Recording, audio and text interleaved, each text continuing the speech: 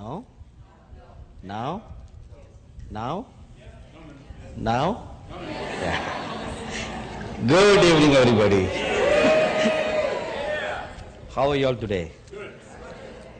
It's good to be with the family. Amen. Remember, I always say this is our family time, our Thanksgiving. It doesn't come in November, it comes in August. Amen. Let us bow our head for a word of prayer.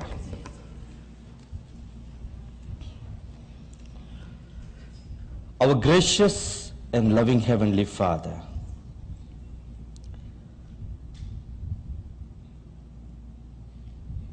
we bow our hearts before your holy presence now.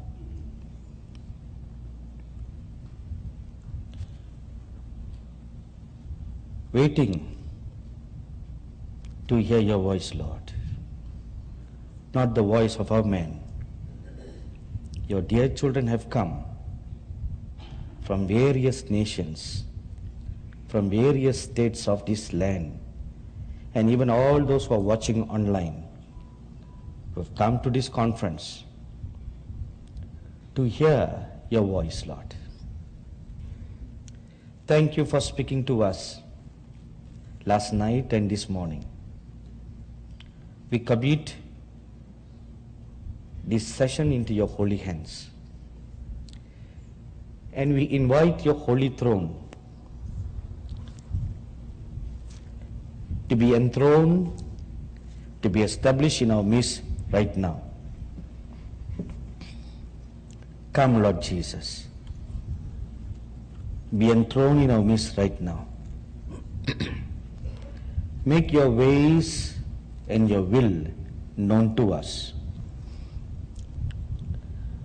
We are at a crossroad. We desperately need to hear what are your plans, what are your purposes, and what is your will, Lord. Where should we go from now onwards, and what we should do. Thank you, wonderful Lord Jesus. Even now, Lord, we thank you for your holy angels who have been stationed in our midst all throughout this auditorium. And I pray you will unfold yourself to us according to each and every one of their faith. And I pray, as your word tells us, give us a listening ear and an understanding heart to hear what the Spirit of God is speaking to us in these last days. In Jesus' name we pray. Amen.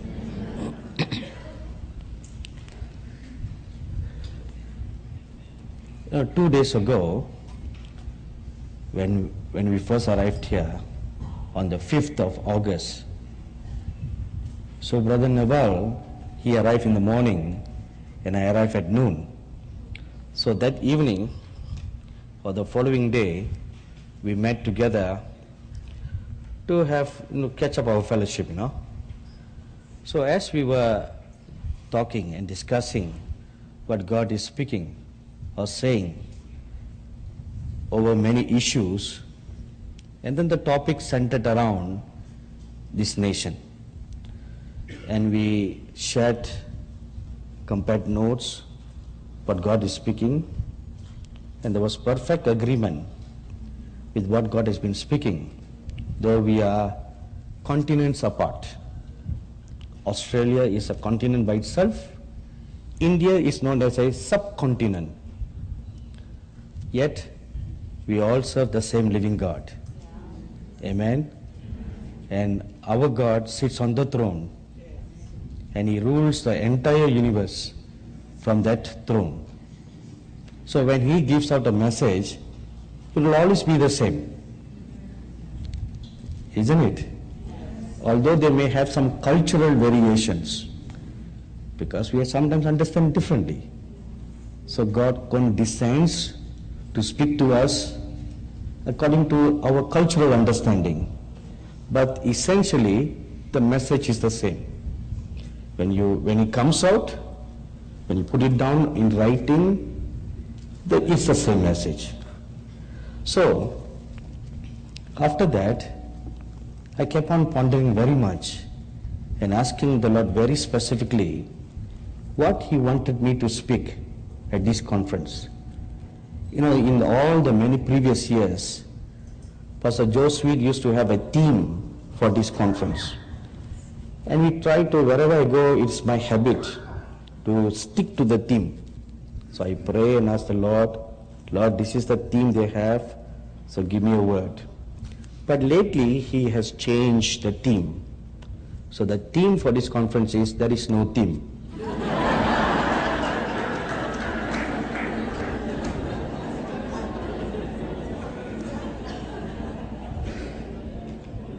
That is the theme, you know. To have no theme is a theme.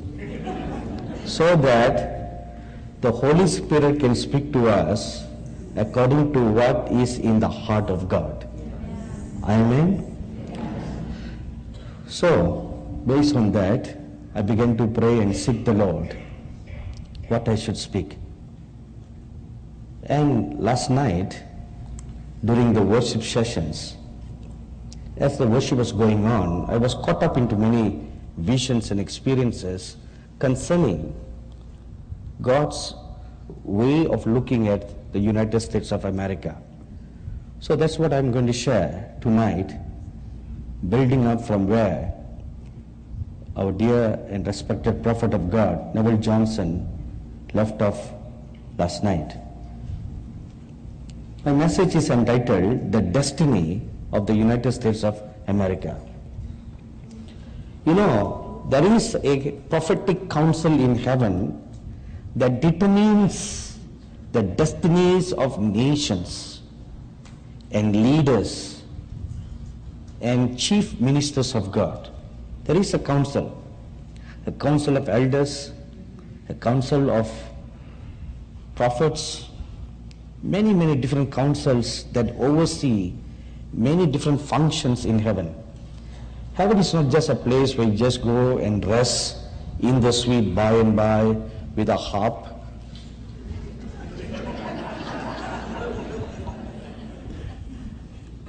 I don't know where in the world we got all those kind of teachings on, you know. It is a place where it's full of activity. Full of activity. Every part of heaven, there's something going on, you know, and they are different, just like we have earthly committees, this committee, that committee. There are councils of elders, councils of prophets who gather and they discuss and make plans. If you read in the Holy Bible, in Daniel chapter 4, verses 4 to 27, there you will find of a council that is mentioned, particularly verse 17. This matter is by the decree of the watchers and the demand by the word of the holy ones, to the intent that the living may know that the Most High ruleth in the kingdom of men, and giveth it to whomsoever he will, and setteth up over it the basis of men. Please look at the first part of this scripture where it says, this matter, this word or this dream that King Nebuchadnezzar had, that matter is by the decree of the watchers. So there's not one watcher but many watchers. And the demand by the word of the holy ones. Now who exactly are the holy ones we do not know. But here it seems to refer or infer there's this council of watchers and the holy ones who decree or they pass judgment. Said at this particular time this thing should take place. At that particular time this should take place. You know, the collective judgments of God that are written in the scrolls of heaven, they are then entrusted to certain particular councils. So they are given to them, and their duty is to look at the whole counsel of God, and then according to its predetermined time to watch over the events that unfold on earth and then compare them with what God has determined. And then at its time, they proclaim the decree, all right, since this was spoken and since this has now taken place, therefore this shall be done. So they proclaim the decree. So here we read a good, solid biblical example concerning the councils in heaven. In the year November 2008, just a few days before the US presidential elections, I was flying from Louisiana to Texas to go to Houston for a 3 days of meeting. But when we reached near Houston, for some reason, due to bad weather, the pilot could not go towards Houston, but he was heading towards Austin.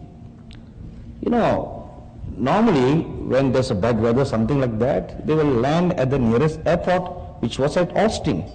But instead of landing at Austin, the pilot was just circling around Austin. And he made the announcement, now because of bad weather, we could not go to Houston, so we are circling around Austin. So I was wondering, why don't they want to land at Austin? Why are they circling up in the air? For whatever reasons, only the pilots know. So I thought to myself, all right, since we are circling up in the air, closer to heaven,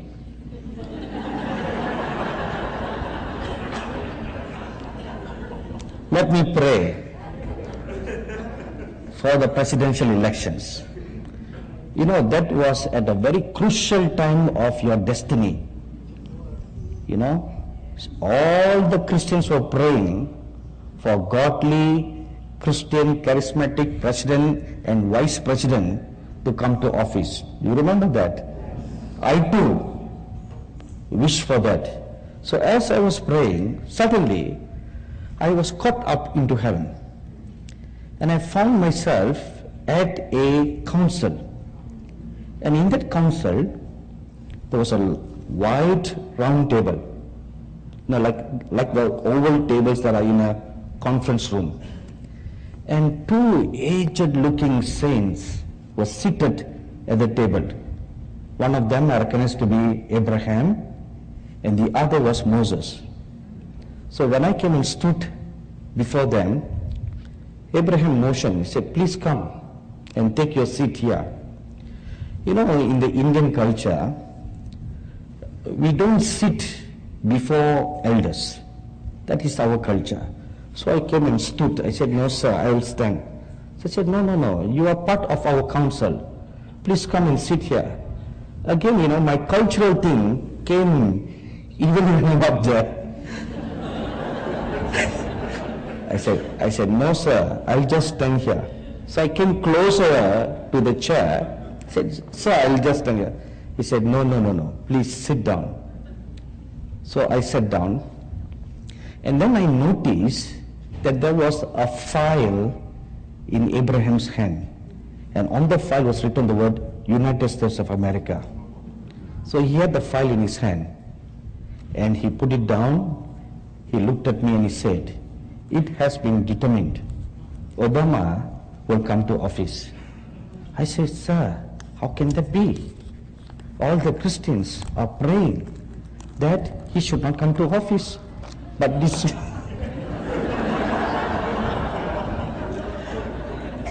you know, I pleaded like what Abraham himself did before the Lord for Sodom and Gomorrah. I said, how can it be, sir? So many Christians are praying. Even I myself am praying. Then he looked at me and said, no, it has been determined. God is giving them a man after their own heart. And this is what he will do during his term of office. They wanted a man who will boost up the economy. They wanted a man who will do this, that, and this. He named them one by one. But after he comes to office, all the promises that he made, none of them will come to pass. And then the people will realize that they have chosen the wrong man. So again I pleaded, sir, but what about all the godly Christians? They will suffer. So he looked at me and said, go and tell them, all those who are truly godly, God will watch over them. Their bread and their water is sure. And then I pleaded again. He said, sir, please reconsider. He looked at me and said, you may not go back.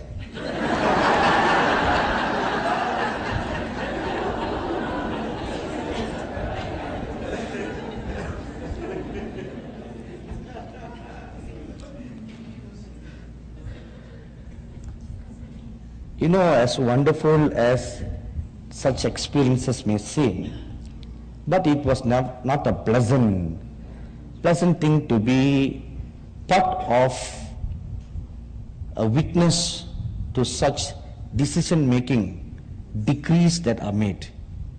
So when I came out of that experience at the meeting in Chicago, just a day before the elections, I told the people what I saw.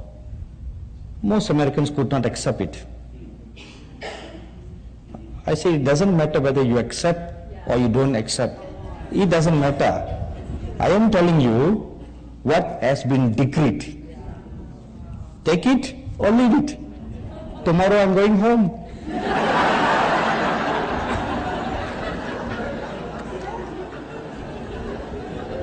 Isn't it? Anyway, to the great shock of all Christians, that was the result. Why am I sharing this with you? To show you the reality of councils in heaven. That they are councils, and they are even councils over every nation. And certain councils are there that are appointed to oversee the affairs of the nations.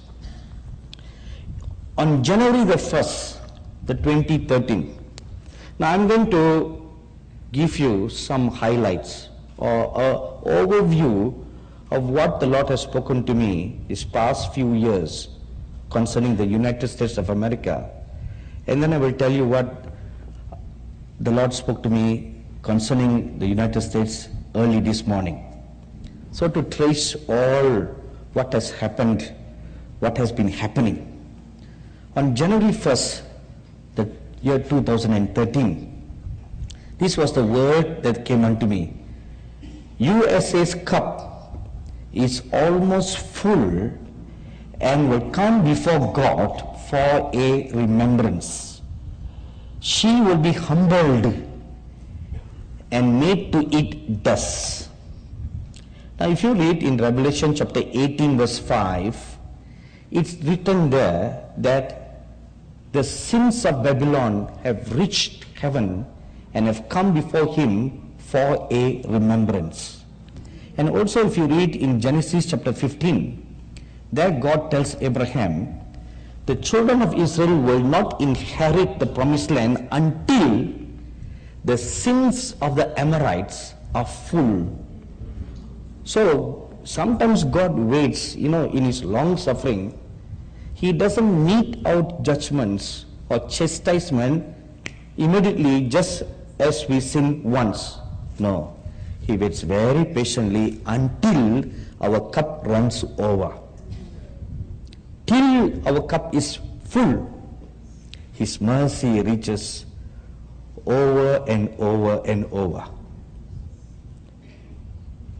But once it reaches the tip of flowing over, then the cup is brought before God, whether our individual lives or for the nation is brought before God, and then according to the gravity of the sins and the transgressions, according to the justice of God, then judgments are meted out. And even if you read Jeremiah chapter 51 verse 9 and Ezekiel chapter 21 verse 24, it all talks about that the cup being full and the sins reaching before heaven, and then God metes out judgment. So I saw that day, this word came to me, the cup is almost full, not full yet, almost full, and it will come before God for a remembrance. She will then be humbled and made to eat dust. Now that phrase is something of a humbling experience. When you are made to eat dust, it speaks of a humbling experience, an experience of humiliation, that you are made even to eat dust. In January 1st of 2012, as I was praying, I saw an angel flying over the United States of America. And when he flew, he was just blowing into the air. When he blew, he said, tornadoes will rip apart cities and dwelling places. Snow blizzard will cause devastation in such a manner not in the long times of the history of the US. And you may recall all this having coming to pass in the last 2 years. Tornadoes and snow blizzard coming in such a great manner, not in the long time of your history. Now, the question is this: has all this humbled the nation to repentance? No. I didn't say that. Now you said it. Has all this humbled the nation? No. Now you are the sons and daughters of this soil. The word came out of your own mouth. Let me tell you one naked truth. There are many angels standing in our midst, and they have just bad record or witness to what you yourself have said out of your own mouth. You yourself have testified to what is taking place in this land. One particular angel, I see him standing in our midst. He's at least about 8 feet tall, with a book and an inkhorn in his hand, and he's writing every word that I'm speaking and every reaction that you are making and every thought that is coming out of your mind that is affirming what I am saying. So, has all these things, these tragedies, these catastrophes that came upon the nation, humbled the land? And you said no. And instead of humbling in repentance, we had lots of Christian leaders in the land who explain all this away. No, these are not judgments. No, these are not that. No, these are not that. Our God is a good God. Why would He want to send a tornado to wake us up? Why would He want to allow the Twin Towers to go down to ashes so that we will wake up? The only way for this nation to be found righteous in the eyes of God is for you to get rid of all these false teachers and false prophets. If you get rid of all these false teachers and false prophets from your land will be a beautiful bride before the Lord. But they will not go away, because there is a huge bunch of believers who love them. They like their ears to be itched. They like to be milked. You know, been milking?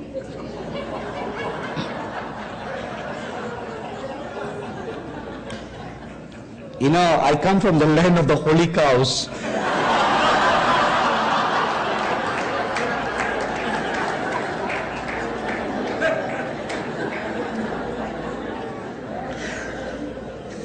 And you know, every morning, people who own cow farms, they milk the cows and they go to sell.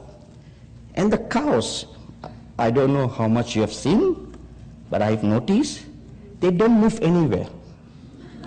They just stand in their places, in the farm, in all their appointed places, and this servant comes and he sings some lullabies while he's milking the cow. He sings some lullabies and he speaks some nice words of comfort, edification, make the cow feel good. Once the cow feels good, it doesn't realize that it's been milked and dipped. Isn't that what is happening? How sad. How sad. Even though God has raised up many sincere, true prophets from within your own land. They are not the big name ones, you know. They are the faceless, nameless, faceless, selfless kinds. Prophets like David Wilkerson and our brother Terry Bennett here, and so many other prophets, true prophets, who don't run after fame or glory or anything. But their voices are not largely heard.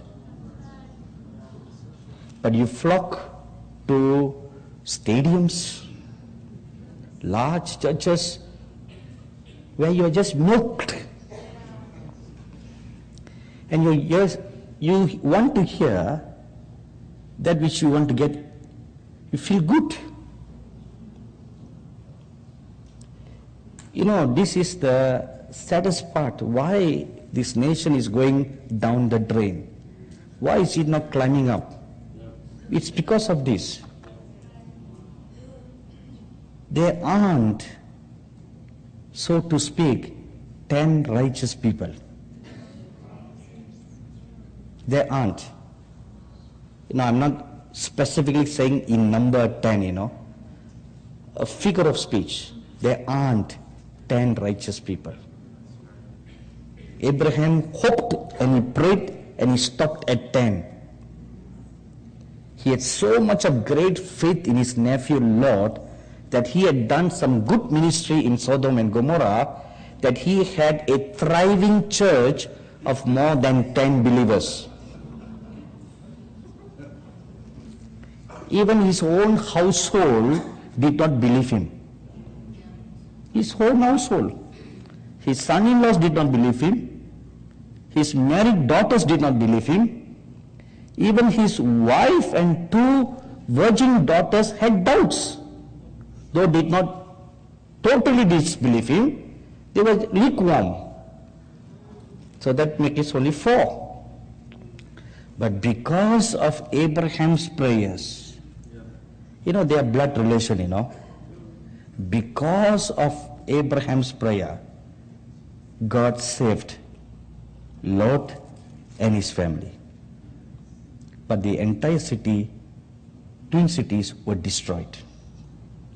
Now, because of false teachers and false prophets coming up with false teachings, what kinds of false teachings that have come up so far? Seeker-friendly church doctrines, Chrislam, and hyper grace doctrine that says anything goes. It's all have been nailed on the cross. Everything nailed. All your past has been nailed. All your sins have been nailed.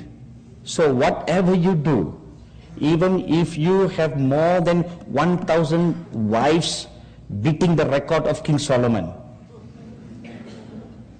that grace abounds.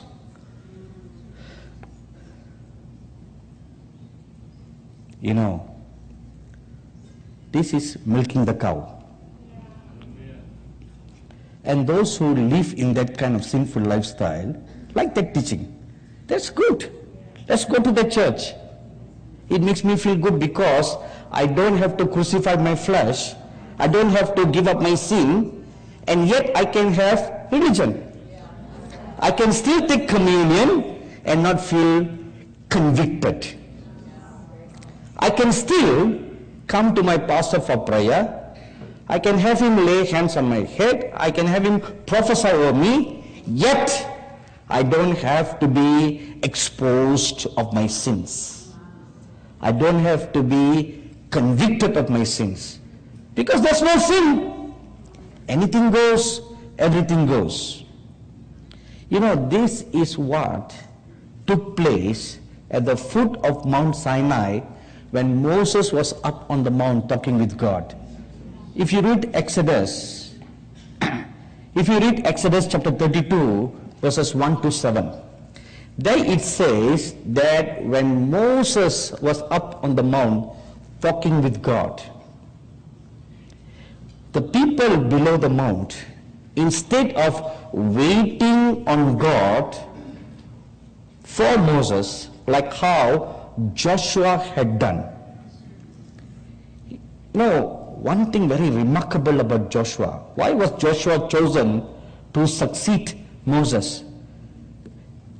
God called Moses to wait on him for 40 days and 40 nights. But Joshua chose to wait on Moses. Moses waited on God. Joshua waited on Moses. Every time Moses would go into the tabernacle to talk with God, you will find Joshua right beside the doorway, waiting for Moses. Even after Moses had left the tabernacle, Joshua will still be there, trying to get the wind of the anointing to brush all over him. And God saw that, his faithfulness, his truthfulness. And God saw that he is the rightful candidate to succeed Moses. So that should have been the duty or the call or the responsibility of the rest of the Israelites. They should have been silently, patiently waiting till Moses came. But they found that this Moses was not coming. So what did they do? They took off all their goals. Now, please notice this carefully. They took off all their goals, that which was very precious to them, that which cost them something, that which was dear to them. They took off all their goals, they gave it to Aaron, they gave it to a priest, and the priest made a golden calf. What was that? A worship of their own creation. They didn't want to worship the Creator. They created a religion of their own creation. Islam is not from God. Seeker-friendly doctrine is not from God.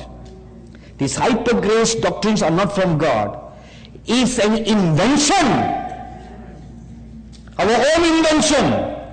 The golden calves that we have built in this 21st century. We have built them. And we are profiting from them. Instead of worshipping God in holiness that demands the crucifying of the flesh, and worship God in spirit and truth, we have done away with all that to worship a God that will pacify our flesh. If you look at the passage there, what were they doing, They were having a party. They were partying, they were fornicating, they were engaging in orgies, they were doing all kinds of sexual sins in the name of religion. Now, they gave their gold. That's what people are doing today. They're throwing their money to all these false teachers, to all these false prophets who have made a golden calf and say, come and behold your God who has led you forth thus far.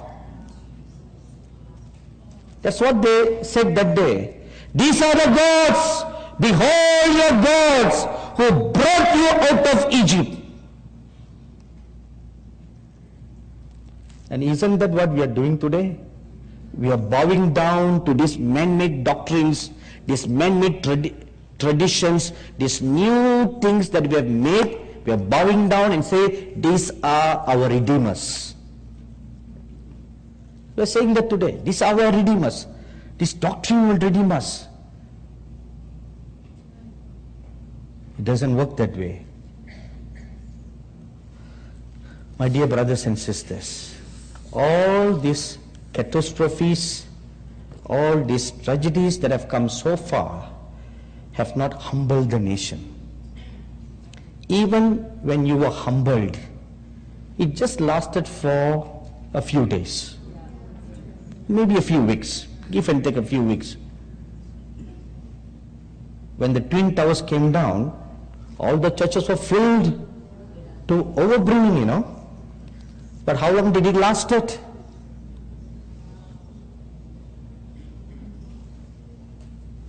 Until the fear got cooled off.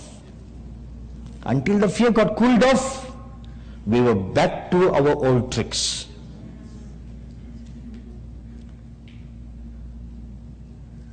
On August the 6th, 2014, that was yesterday, and during the worship, I saw my soul in heaven, and I stood before 4 angels, and the chief among them spoke to me. The nation's destiny, meaning the destiny of the US, is going to be determined. It's never pleasant for our Lord to chastise a nation, a leader, or an individual. When he spoke that word, I looked at the angel's face. There's so much of concern. Though angels are sexless, but they are not emotionless beings. The scriptures say they cry. The scripture says they pray. If you read Zechariah chapter 1, there you'll find an angel pleading with God, praying, Lord, how long more? How long more will you wait? Just like how we would pray, like how we would plead. We read there an angel praying and pleading before God. But we should not pray to them. But they have their own duties to do. All the different classes of angels, they all are of different characters, makes, beings, responsibilities. They are not emotionless like how we have been wrongly taught to think. They feel, they feel, they sympathize, they can joke, they can laugh, they can play. Yes.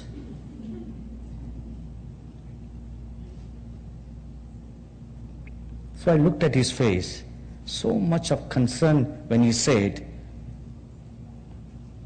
it is never pleasant for the Lord to chastise a nation, a leader, or an individual.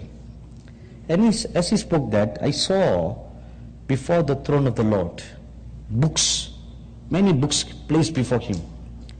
And the books showed the iniquities and the transgressions of the United States of America that have reached up to heaven to be judged.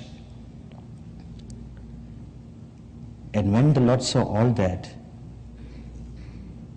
a great sorrow came over his face, and he turned to his right, away from the books, and he wept. He wept. Because he will have to chastise. I saw that, he wept. Let me tell you one honest truth. I first came to the US in 91. And when I came in 91, the Lord called me to fast for 40 days for the United States of America. And at the time, the presidential election was going on. And from that time till now, I have prayed on and off for the United States of America. But I've never ever cried that much like last night. I just looking at that, the tears started flowing down all over my eyes. And all during the worship, I kept on wiping away my tears, seeing the agony on the face of the Lord Jesus and the great love. He doesn't want to do it, but you will have to do it. I just couldn't stop the tears welling up in my eyes and flowing over and over again.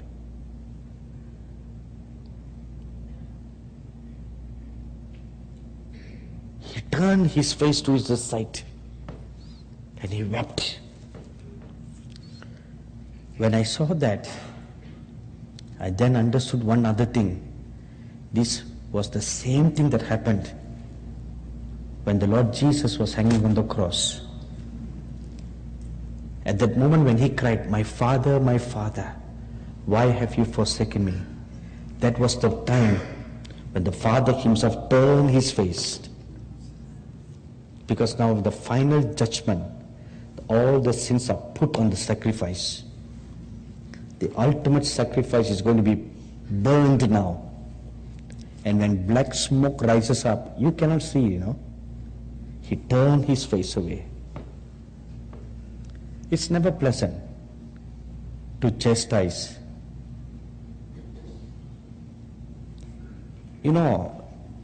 Farmers or shepherds do this.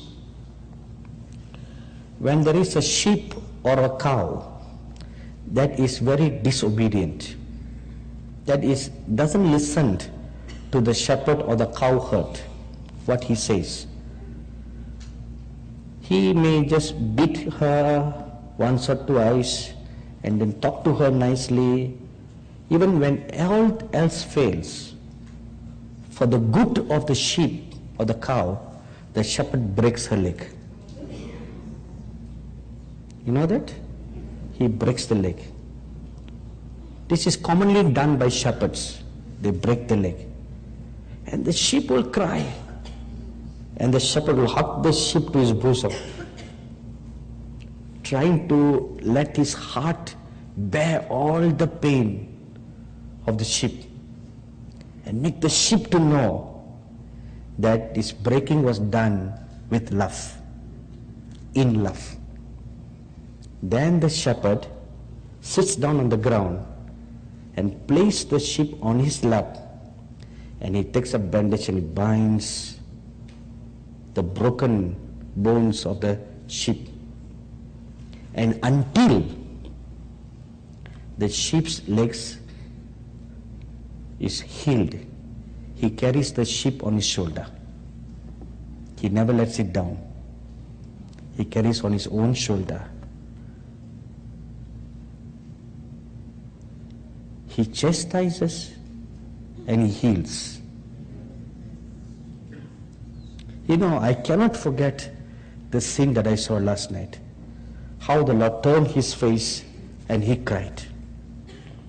I cannot take it away from my mind and from my eyes. each time I recall, I feel the breaking inside me. And I could hardly contain the tears from flowing out of my eyes. That amount of great love. You know, when you read in the Bible that God is love, you'll never know how great His love is until, besides tasting it yourself, but until your spiritual eyes are opened and you see the Lord Jesus, how He reacts with compassion, with love. You know, in the many encounters I had with the Lord Jesus, the most memorable to me, besides what I had experienced last night, was about 10 years ago. A dear pastor friend of mine, his wife was dying. She was diagnosed with a hole in the heart which could not be repaired by doctors. And she went through a surgery, and the doctor accidentally caught one of her valve and further caused a greater damage to her heart, and she was due for another surgery. And in the second surgery, the doctor frankly told her husband, "We cannot promise that your wife will live during the surgery. We must tell you ahead of time that she can die on the operating table because of the severity of the condition of her heart. And if at all the surgery succeeds and she lives, it will only be for 2 or just 3 years, period. Nothing more than that." So nevertheless, they agreed for the surgery, and they were prepared that the woman will die on the operating table. So they are my very close family friend, you know. So the wife, she told her husband, "I have one last dying wish." So he asked her, "What?" She said, "Can you ask Brother Sadhu to come and pray for me before I'm wheeled into the operating table? I would want his blessings before I die." So the poor husband started crying, you know, and he called me. I was on my way to Tibet. So I asked him, "When is the date of the surgery?" He said, "All right, I will stop over to visit your wife before I go back to India." So I went to the hospital early in the morning at 7. And they had one small little boy, 5 years old, only son. And he was happily playing, running around everywhere. I looked at the boy. This little boy is going to lose his mother in just 2 hours. And he didn't know that. He's just running around, playing everywhere. It broke me, you know. And the pastor's wife is only 32 years old. And I looked at the pastor, my dear friend. He's going to be a widower after a few short years of marriage. Probably he may remarry, but the second woman may not be as good as the first wife. So I looked at all that, and then I looked at this woman. She was trying to hide all her fears, all her concerns. She was just trying to smile through. You know how sometimes we bluff by smiling. So, after all the niceties were over,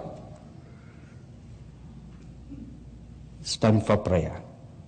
So I closed my eyes. I thought about all these things. As I keep on thinking, I felt my heart was breaking to pieces. At that moment, I saw the Lord Jesus. He came and stood by my side, and he asked me, "What do you want?" I said, "Lord, please look at your daughter." You know, this lady, she was seated on the hospital bed, and she put her face in her hands while I was praying, and she was crying. You know, the Lord Jesus, who was standing on my right side, he walked out, came and sat on the bed, and he bent his face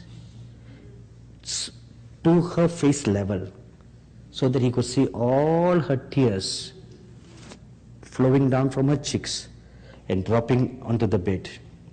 And all throughout my prayer, for 20 minutes I prayed, reminding God of all the promises that He had spoken over the family. One by one I reminded the Lord all these promises. I said, Lord, how are all these promises going to be fulfilled if she dies? So please extend her life for another 15 years. When this boy, her little son, was in her womb, 2 months old, the Lord showed me about this boy's life. I was taken to heaven and I saw his entire life up to his 25th birthday. So I told the Lord, should not the mother be alive to see all that, Lord Jesus? So the Lord Jesus looked at me and He said, because you asked, I will extend her life. Tell her she will live. And you know, saying that, He wiped away all her tears, just like a loving father, like a loving mother. He wiped away all her tears and He walked away. This is the God of love that you and I worship. This is our King. Not just a king, but He's a priest. That's what the Bible tells, In Zechariah chapter 6 verse 13, He's both a king and a priest. That is why He can be moved with compassion. Moved with compassion. For anything that we ask, or anything we say, even though He has to stretch out His hand to chastise, on the other hand, His heart bleeds and the tears roll down from His eyes, like how the shepherd breaks the sheep's leg.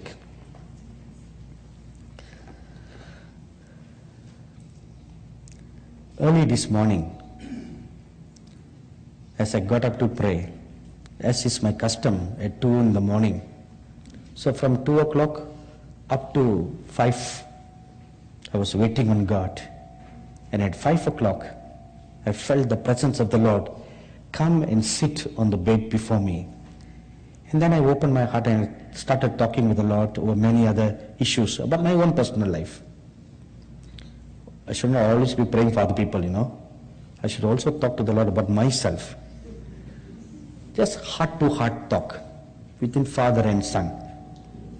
Not business, no business. Just family talk. How I feel, what I like, I don't like. And then He was just lovingly listening to all I said. And every now and then, He made some remarks. And at 6 o'clock, He said, all right, I'm leaving now. So I was going to finish my prayer when I felt a check in my spirit, continue waiting. You will have a visitor now. So as I waited, after a few minutes, the prophet Moses walked into my room. And he came and he sat on the very spot where the Lord Jesus had sat. And I looked at him and I asked him, Sir, what do you want to speak to me? I had only planned to pray for today's message later in the day. So I thought, since I have the whole day, I have to send my apologies to Brother Terry for missing your session this morning. So I'll wait on the Lord and get. But when Moses came, and he started talking to me about the United States of America, and he started speaking, and I quickly wrote down all the things that he spoke to me. And this is what I'm going to share with you right now. What I shared so far are the history, what have already taken place or been taking place. But what I'm going to share with you right now is what was shown to me this morning. The first statement he said is this: this nation's hypocrisy will be torn. It will be torn apart. Secondly, its leaders are pretending. President Obama will be punished. They are making many evil plans in secret against their people. He gathers with his favorite advisors and some influential wealthy people in hidden underground places to make plans. I didn't understand these hidden underground places, no? But this is what he said: hidden underground places. His palace will burn with fire. His palace, the White House, that is his palace, isn't it? Number 3, as a snake will coil around its prey, wickedness has coiled all around this nation. Number 4, gays will come to rule. They will even be appointed to positions and offices. Now, when they come to rule and when they are appointed to offices and to positions of influence, this is what they will do. The main target will be children. Why will they target children? This is Satan's diabolical evil plan to thwart the plan of God over the children. You know, God has a great plan for children. The 12-year-olds and below, 0 to 12-year-olds. A mighty prophetic anointing is going to be poured out upon the children. And even the babies will cast out demons. Psalms 8:2 says that.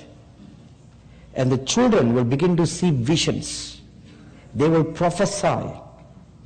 And they will do great exploits for God. We begin to see that in trickles right now. That is why all over the world you will see right now like a resurgence of a revival of a coming out of the gays into public all over the world, not just in the United States. Even conservative nations like India, China, Malaysia, Singapore, Vietnam, the gays are making a statement.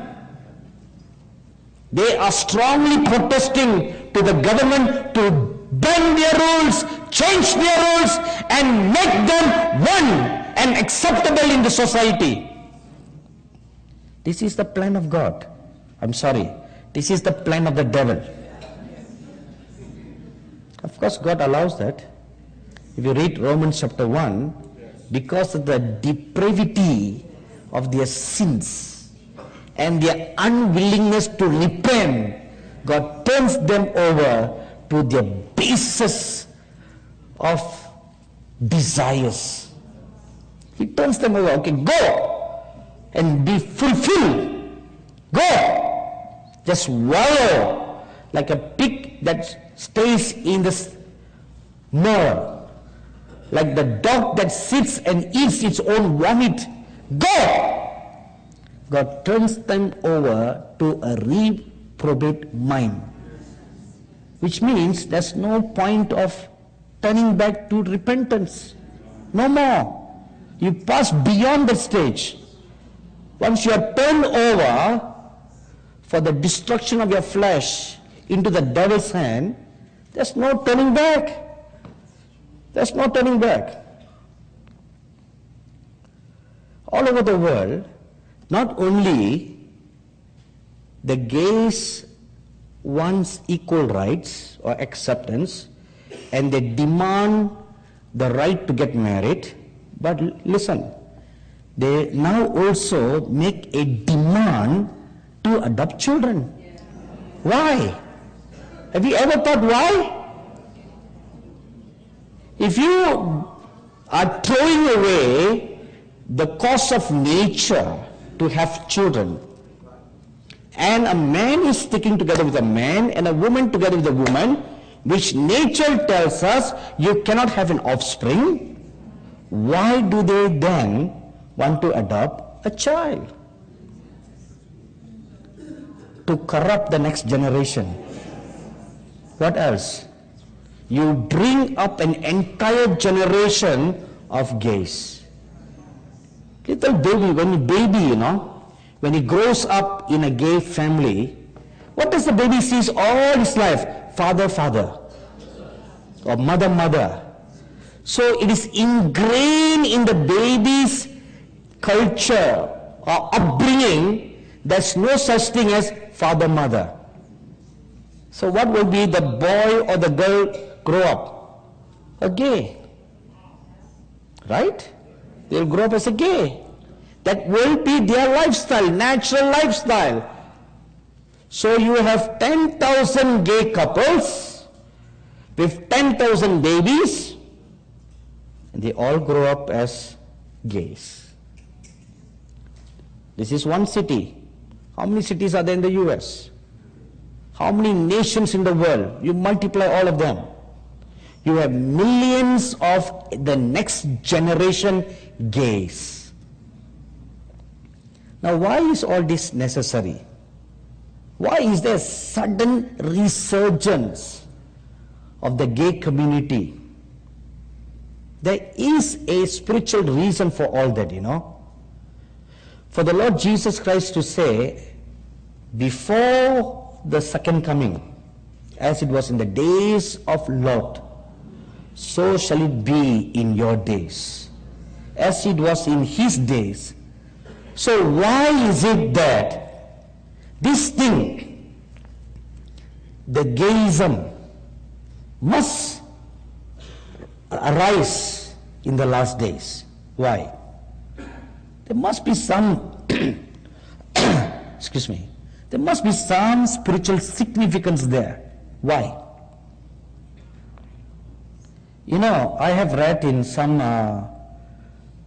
books of some other cultures, there is a connection between gay and witchcraft. There is a link between them. That this witchcraft, for certain witchcraft or spells to work, it must be performed by gays. Gays are very a necessity part. Gays, lesbians, and transgenders. You know transgenders, don't you? These transgenders, these three people group, are very, very important for witchcraft, for the spells to work. The male sperm and the female eggs, ovules from a gay person has a more potent than a married person's. So that seed is a very important ingredient in demon worship. It's life, You're offering a life. Now, there is a whole secret to why blood must be shed for the remission of sins. We do not know the full potential of it, but the scripture says that. And there is life in the blood. So the life must be offered. So like life being in the blood, there is life in the sperm. There's life in the ovule. Am I right, everybody? And when that life is presented in demon worship, it produces something. I don't understand the full complex of it, but I'm just telling you a gist of what it all involves. Number 5, abortion will increase. Children between the age group of 12-13 will commit abortion. Young teens within the age group of 14 to 15, sexual promiscuity will increase rapidly among them. Now all this is done for the rising up of the spiritual influence of the gays. Because of the spiritual influence of the gays, this kind of abortions and sexual promiscuity will increase rapidly among the younger targeted group. Now this is what happened in Sodom and Gomorrah. An entire nation was gay. If you read Genesis chapter 18 verse 20 to 21 and chapter 19 verse 4, it says that from the young to the old, they were all homosexuals. From the young to the old, they all lusted after the two angels that came into Lot's family. The young and the old, the poor and the wealthy, an entire nation gay.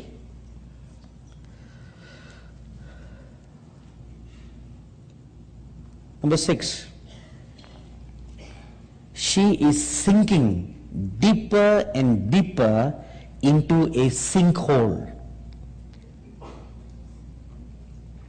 You know, by this time, I was losing all kinds of hopes, whatever I have. Because nothing good was ever spoken. I myself felt when he said sinking deep, and I felt my heart was sinking. But then he looked at me and he said, but see the grace of God. When he said, see the grace of God, I looked up to heaven. And then I saw heavens opened. And in one place of heaven, I saw some saints of American descent. Among them, a few of the pioneer founding fathers of America, presidents of the US. One particular person that I recognized was George Washington, because I had seen him several times in heaven. So with him, there was another 3 American presidents. I do not know who the other 3 are, but I know there were 4. 4 of them looking intently at the affairs that were happening in the US, and they all stretched out their hands and they prayed unto God, Lord, have mercy. Lord, have mercy. Lord, have mercy. They all were praying. And they were reaching out their hand. You know, they stood at the place and they were looking down. And they could see the earth. They were looking down at the affairs that were going on. And they were trying to stretch out their hands to help the nation come back to God. In the year 2008, I was in Grand Rapids, Michigan, preaching at a church meeting. And while I was preaching, suddenly I saw in an open vision of President George Washington kneeling down and praying very much for the United States of America. His tears rolled down his eyes and he fell on the sand. And the Lord looked at me and he said, I will surely answer the prayers of those tears. And I saw a hand come and scooped up that sand, that tears-filled sand, and kept in heaven. And every now and then God looks at that, and that tears are pleading up before God. Lord, have mercy. Lord, have mercy. Lord, have mercy. You know, there were godly presidents in the United States who made prayer their habit. They were great students of the Bible. They prayed very ardently. You know, after I saw this vision, this morning I Googled about the presidents of the US and I read something about them. And I did found 4 presidents who are the most godly ones. I was amazed. Among the many, 4, the most godly ones. and they are there also part of the council when it comes to the affairs concerning the US. Number 7, the military would be used by God to chastise the nation and pull her out of the brink of destruction. Now, I don't want to say what this military is. When the prophet Moses said, when he said military, he did not say whether it was a US military or any other foreign nation military. He didn't specify, and he just said the military. The military will be used by God to chastise the nation and pull her out of the brink of destruction. And as I was wondering, he looked at me and said, just look at what happened to Israel. God used Nebuchadnezzar's army to discipline Israel. If you read Jeremiah chapter 25, verses 9 to 11, he says that God sent the army of Nebuchadnezzar to imprison Israel and take her captive, and there they serve Nebuchadnezzar in Babylon for 70 years. On August the 6th,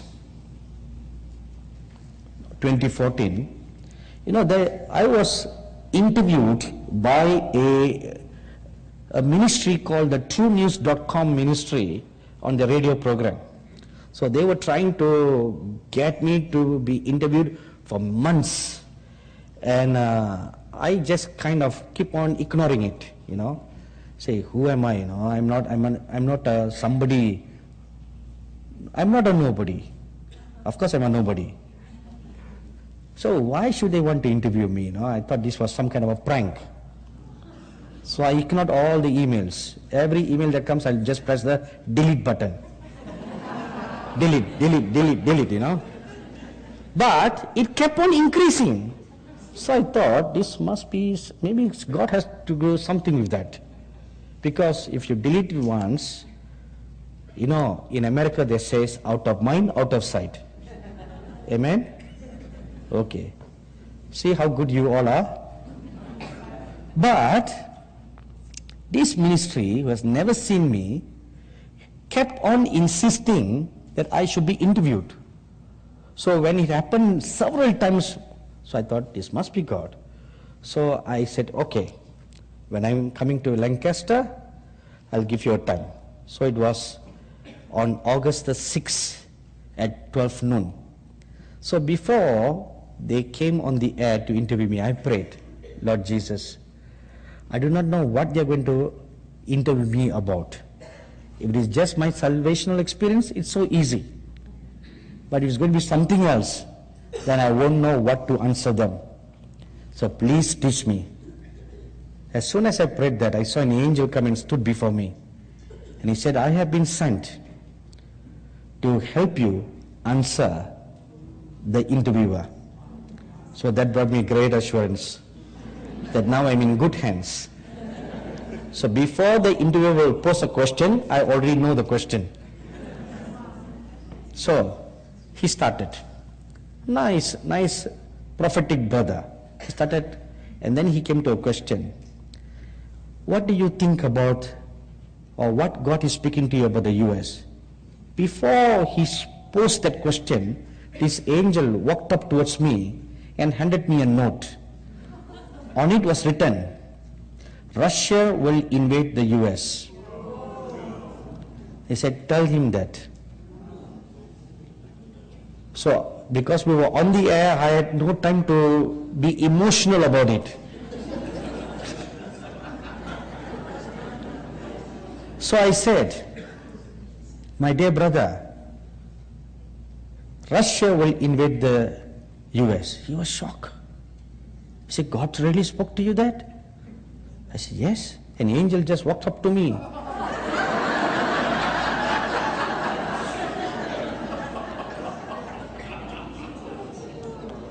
I don't know why you are laughing. If I am an American, I'll be shaking to my bones. I don't know why you find it so funny. Anyway, on last month, July the 2014, while I was in my TV studio taping some programs, this was just about the time when two cities belonging to Ukraine had fallen to the pro-Russian rebels. This is about that time. So while I was taping the program, an angel came and stood right beside the camera. See, when I'm taping in my studio, I don't have an audience. Right now I look at every one of you, but in the studio I just look at the camera. When I look at the camera, I imagine my audience. So the angel came and stood right beside the camera and he said, look. When he said, look, I saw the scenario in Ukraine. And he said, whatever is happening in Ukraine has been planned. And then I saw the face of President Putin. He said, he has done this. It was a test to see how the US and the rest of the world will react. It was just a test to see how the entire world and the US, particularly he used the word, the US will react. And the world kept quiet. The bear, which came out of hibernation, will stamp its foot down to showcase its might and great strength. It doesn't stop there, you know. Ukraine was just an experiment. It was just an experiment to see how it can flex its muscles, stretch its legs, and snarl its teeth. And once this is successfully done, all the while Putin was denying that Russia had any part in it, but now they are openly declaring, yes, we did it. They are openly declaring it now, and they are going to go into full force to take the whole of Ukraine. And what is NATO doing? Nothing. What is the US doing? Nothing. So now the bear can have a free run. Anyway, Americans love bears, you know. You love Yogi Bear?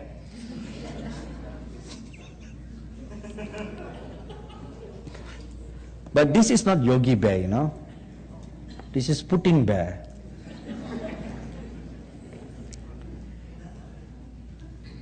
Well,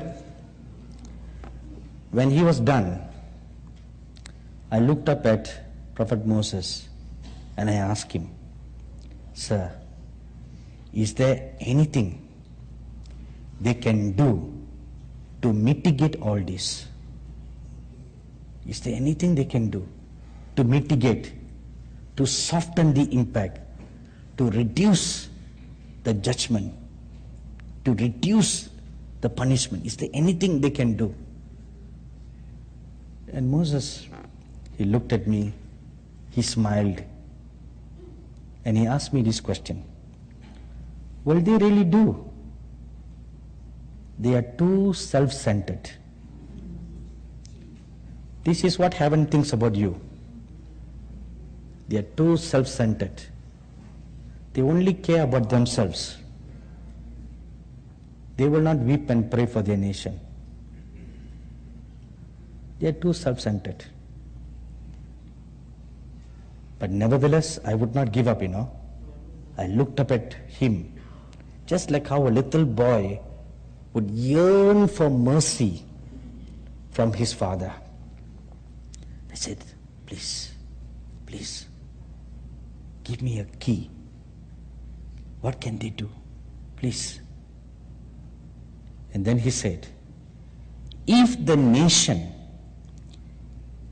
by that I understood the leaders, if the nation and the people will do what Joel said. Now what did Joel say? Please turn with me to Joel chapter 2.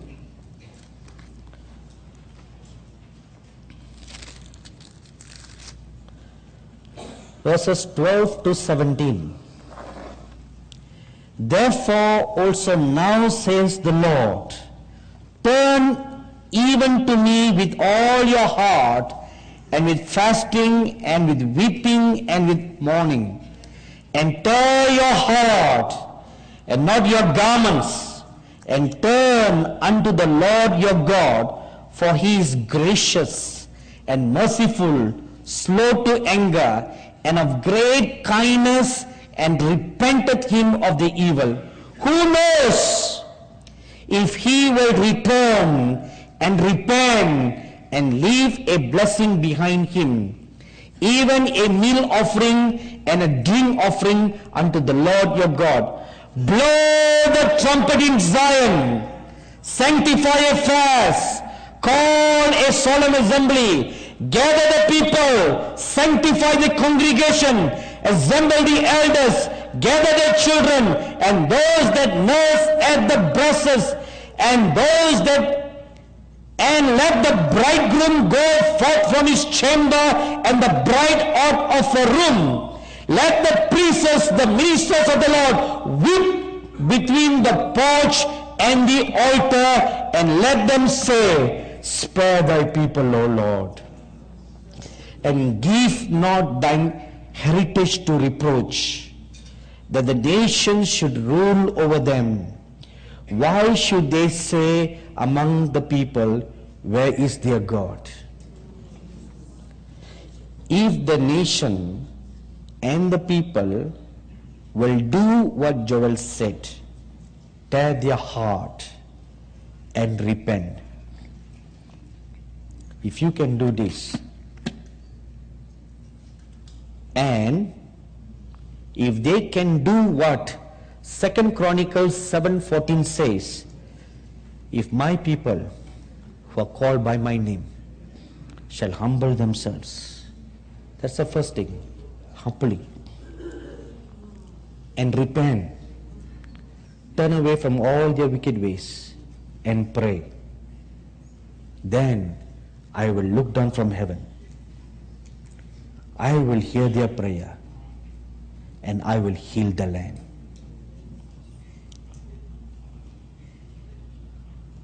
And they will repent and cry out. This is the key. The prophet Moses told me, this is the key. Total repentance and turning around. If they can do this, all this can be mitigated. You know, there are so many prayer meetings taking place all over the land. People gather sometimes in stadiums. But how do they pray? Do you tear your heart? Do you throw yourselves on your face, weep and wail and mourn? You don't do that. We don't do that, you know. We pray professional prayers. A 1-minute professional prayer. Like a dinner you put in the microwave oven. 1 minute, it's all done. A fast food prayer. That is why you're sinking. We are sinking. We have so much of fun and entertainment in the church. The church is no different from a discotheque today. No different. If you go into a church or if you go into a discotheque, you find no difference. It's the same.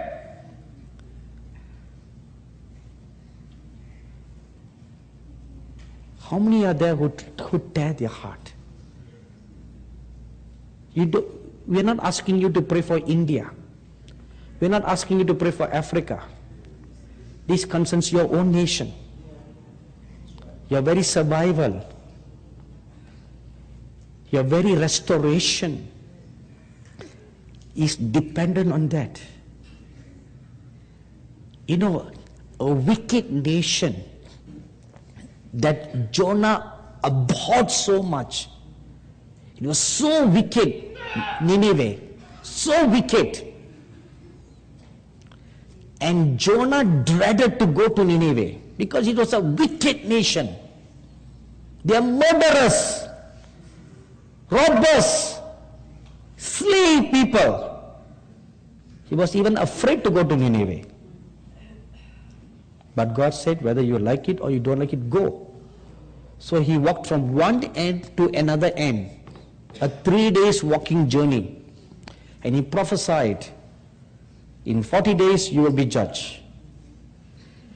You know, the king of Nineveh is not a believer. He's a heathen. Not only just a heathen, but a monstrous, wicked heathen.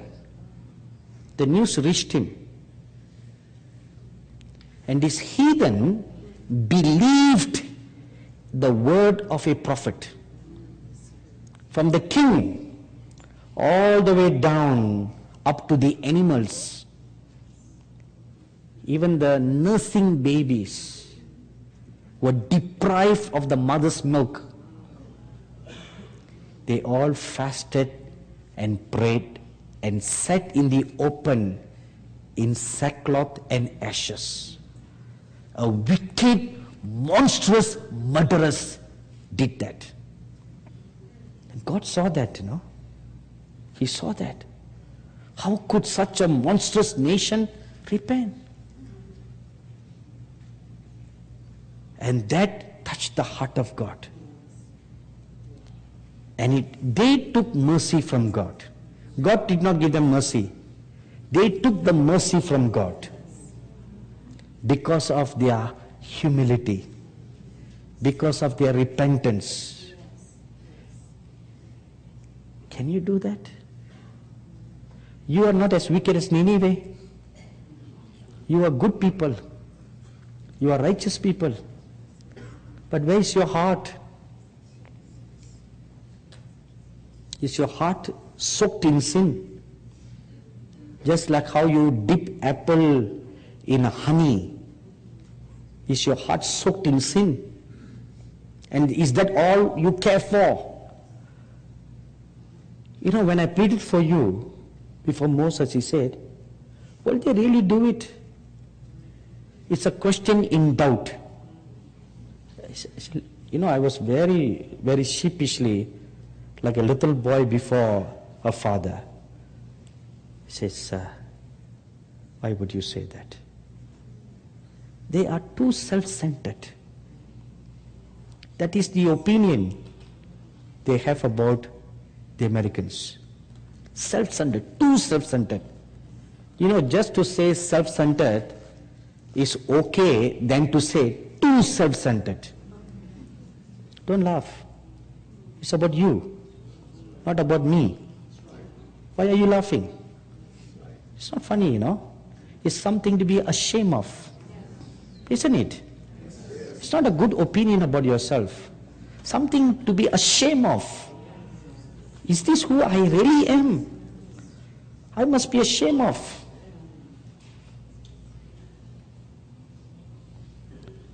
My dear brothers and sisters, there is hope. You should not go into captivity like how Israel went into captivity. When Israel went into captivity for 70 years, righteous Daniel was in captivity. Righteous Jeremiah was in captivity. Righteous Nehemiah was in captivity. And righteous Ezra was in captivity. They all were in captivity because of the corporate punishment that came upon the nation.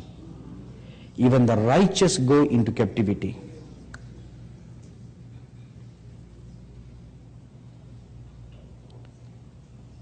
We leave this in your hands.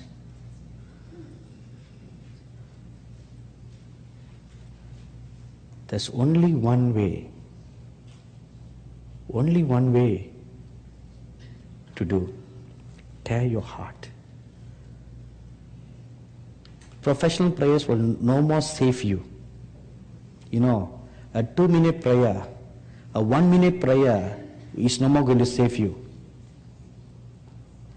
If you want to come out of this, there's only one way.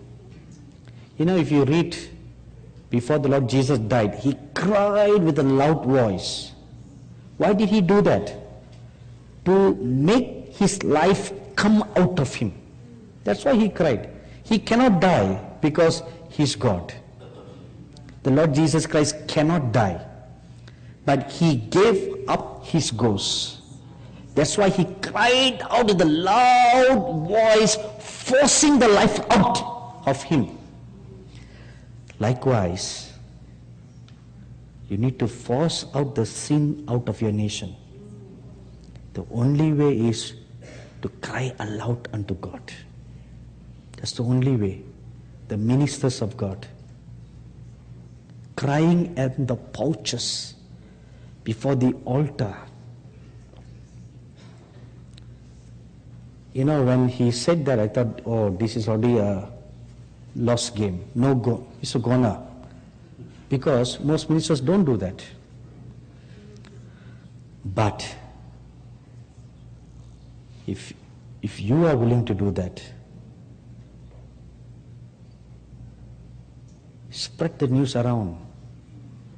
This is your only hope. Your last chance. Your last chance. Over and over you have heard this. God has sent ministers after ministers, prophets after prophets, not only from overseas, even your own prophet from your own land has the same word. Right? Even your own prophet has the same word. Outsiders like us just confirm that time will delay no longer. Time will delay no longer. Let us stand up for a word of prayer.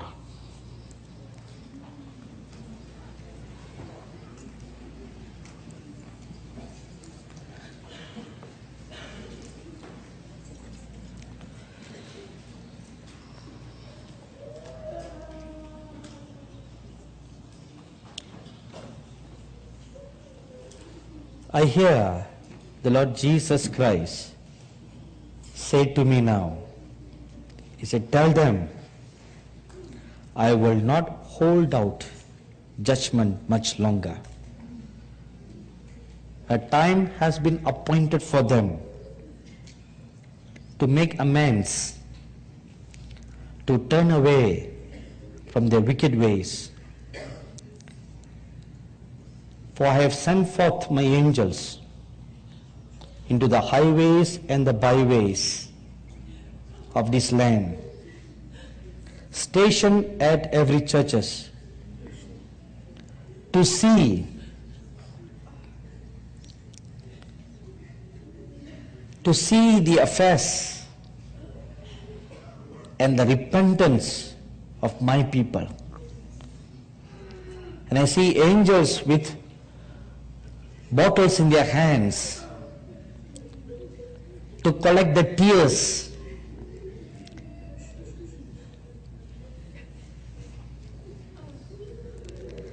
I see them also gone into many house churches, little prayer groups all over the land, all over the land. God in His great mercy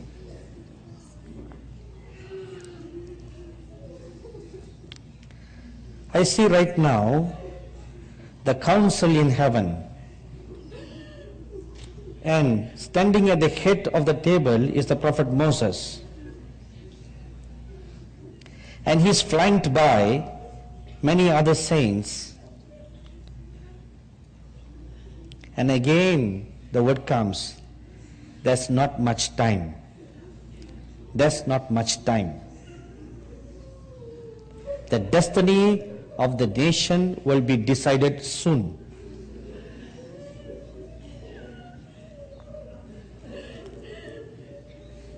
And I see on the table many large scrolls,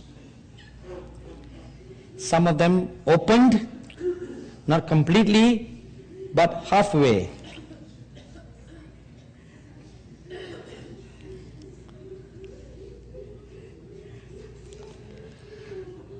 Please take it to your heart.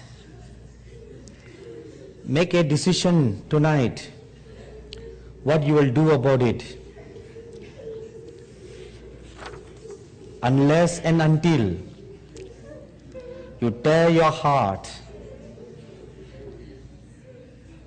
and prostrate yourselves before the living God and cry out your heart in true repentance and in true prayers, and also putting away all wicked ways from the midst of you, putting away the thought of divorces, putting away the thought of adultery, putting away the thought of promiscuity, putting away the thought of licentious sins, sexual sins, putting away all those thoughts away.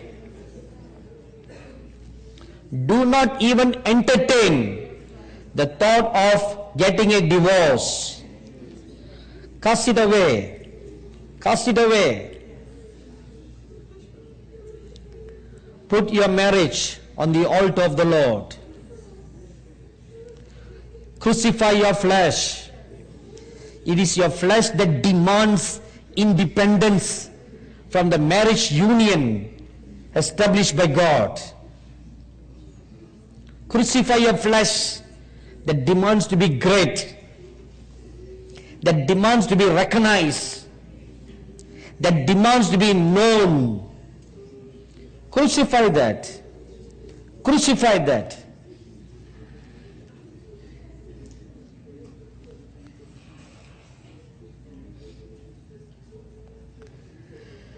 Today is the day of salvation. Today.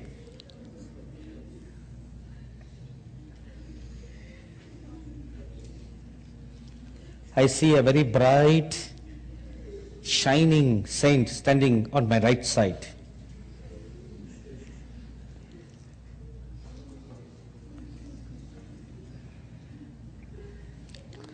Thank you.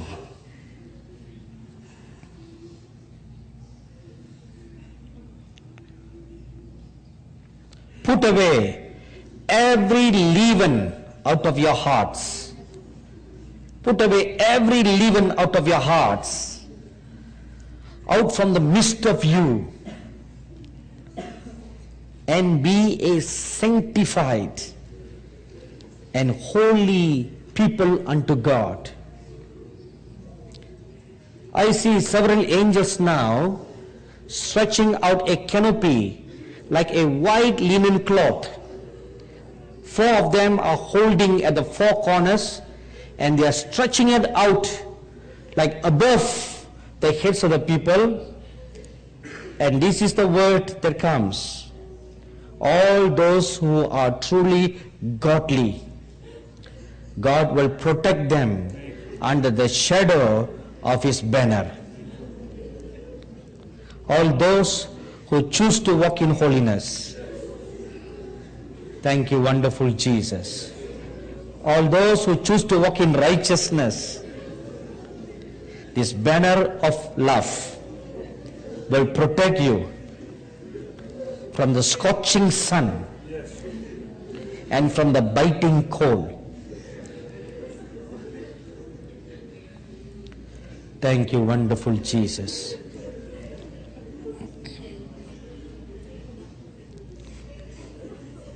Shall we all kneel down? Our gracious and loving Heavenly Father, who do we have in heaven, Lord, beside you? What have we done, Lord, to deserve such great mercy and kindness from you? Thank you, Lord, for being good to us in spite of our wickedness. Thank you for being kind to us, Lord. In spite of us being selfish, oh Lord, you are righteous. You are altogether righteous. Your ways are righteous. You are just, Lord. You are just to punish us. You are righteous to punish us, Lord. Because our ways are unrighteous before you. Because our ways are not clean before you. Oh Lord, our mouth are not pure before you. We have not made covenant with our eyes not to behold evil. We are a filthy nation, Lord. We are a filthy people, Lord. Oh Lord, be gracious unto us. You said, Lord, if we will humble ourselves, if we will repent, if we will turn away from our wicked ways, you will hear us. Now we pray that you will hear us, Lord. Make your ways known to us, Lord. Forgive us for being self-centered. Forgive us for being very selfish. Forgive us, Lord, for being a people of falsehood. Forgive us, Lord, for being a people of hypocrisy. Lord, all your sheep, all we your shepherds have gone astray, Lord. We have gone astray. The hands that bear the vessels of the Lord, they are not clean. They are not clean. Lord, there's so much of sin on our lips, so much of falsehood. We pray, we ask you humbly now to be gracious unto us. Be gracious unto us. Oh, great God.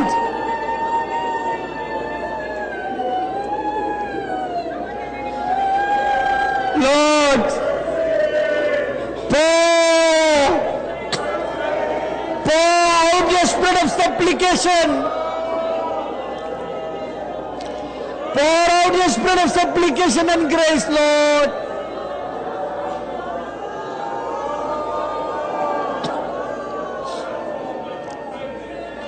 Who do we have in heaven beside you?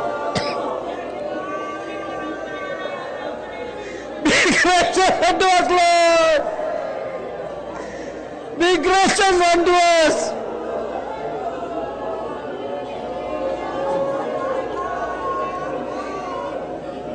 If you will shut your ears to our prayer, who else will hear our prayer, Lord? Who else do we have in heaven beside you?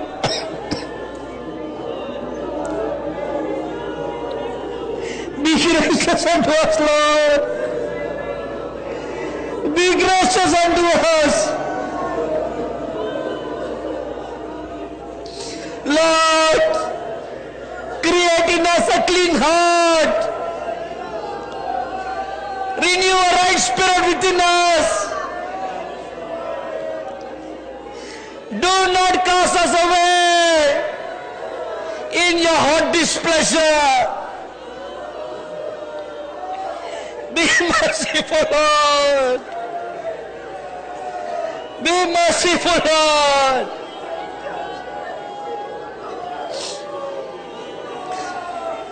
Let your grace be abundant, Lord.